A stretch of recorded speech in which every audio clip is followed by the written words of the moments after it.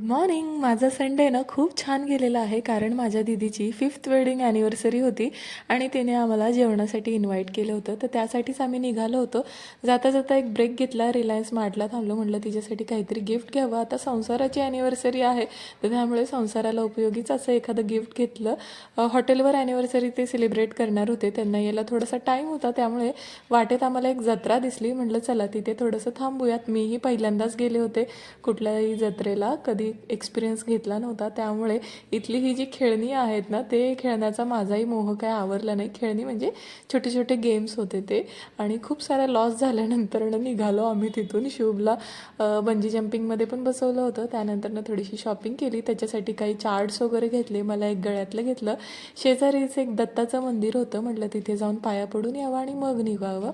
आणि मग आम्ही आलो इथे हॉटेलवर. इथे मनीष आला होता माझा भाऊ. मामाला पाहून शुभ खूप जास्त खुश झाला. त्यानंतरनं शंभूही आला.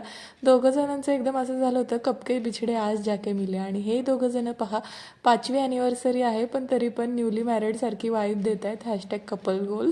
त्यानंतरनं शुभने आणि शंभूने एवढी जास्त दंगा केला ना, आमच्या दोघींना नीट जेवणच करून दिलं नाही.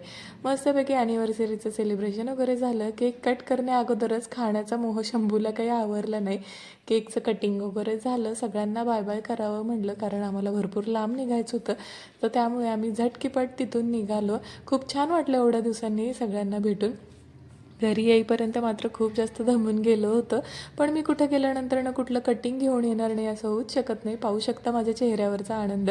मनी प्लांटची एक वेगळी व्हरायटी दिसली होती तर त्यामुळे मी घेऊन आले. आल्यावर मूड खराब झाला कारण बिग बॉसचा ग्रँड फिनाले मी पाहिला.